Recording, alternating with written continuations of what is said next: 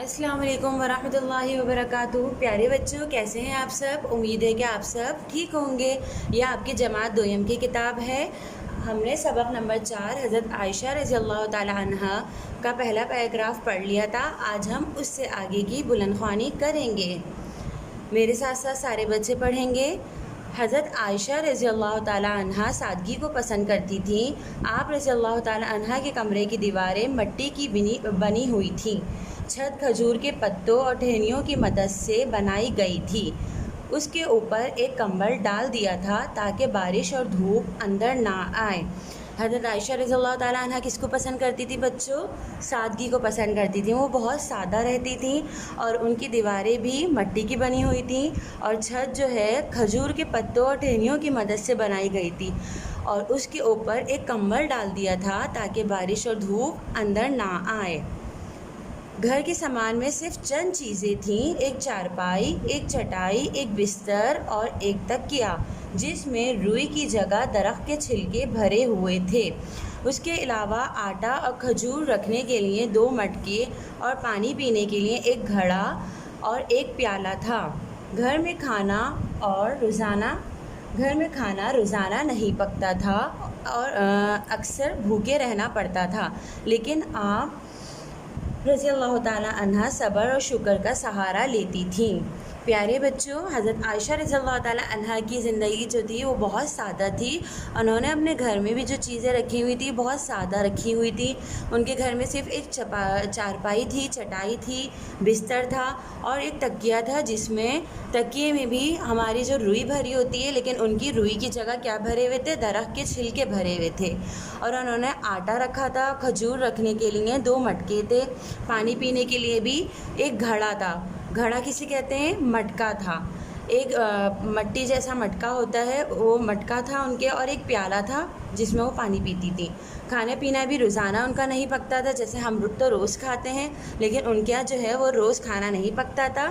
अक्सर उन्हें जो है वो भूखा रहना पड़ता था, लेकिन वो फिर भी सब्र और शुक्र का सहारा लेती थीं। कभी भी उन्होंने घर में खाना नहीं पका तो उन्होंने अल्लाह ताला से शिकवा नहीं किया, बल्कि क्या किया? उन्होंने सब्र किया। हज़रत आयशा रज़ियल्लाहु ताला अन्हा नमाज रोज़े की पाबंद थीं और गरीबों के लिए बहुत रहमदिल थीं। सदका खैरात करती रहती थीं।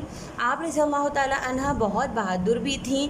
जंग ओहद के मौके पर आप रज़ियल्लाहु ताला अन्हा ने अपनी मश्क से ज़ख्मियों को पानी पिलाया और अपनी जान की भी परवाह नहीं की। हज़रत आयशा रज़ियल्लाहु ताला अन्हा बच्चों क्या करती थी? नमाज रोज़े की पाबंद थी, यानी वो पूरे 5 वक्त की नमाज़ पढ़ती थी, रोज़े रखती थी, कुरान पढ़ती थी और गरीबों के लिए उनको बहुत रहमदिल थी। हम लोग जो है वो आजकल गरीबों को झड़क देते हैं, हम उनकी मदद नहीं करते, लेकिन उनके लिए जो था वो गरीबों के लिए भी रहमदिल थी। वो गरीबों की भी मदद करती थी, सदका खैरात करती थी। सदका खैरात किसे कहते हैं? वो पैसे जो हम गरीबों में देते हैं। आप रज़ियल्लाहु ताला अन्हा जो है वो बहादुर भी थी। बहादुर कैसी थी कि जंग ओहद के मौके पर जंग हुई तो उन्होंने क्या किया? उस पर उन्होंने बहादुरी का मुकाबला किया, बहादुरी से मुकाबला किया। जंग ओहद के मौके पर आप रज़ियल्लाहु ताला अन्हा ने अपनी मश्क क्या होती है? पुराने ज़मानों में सिली हुई खाल होती थी जानवर की, जिसमें पानी भर के पिलाया जाता था। तो मश्क से उन्होंने ज़ख्मियों को पानी पिलाया और अपनी उन्होंने जान की भी परवाह नहीं की।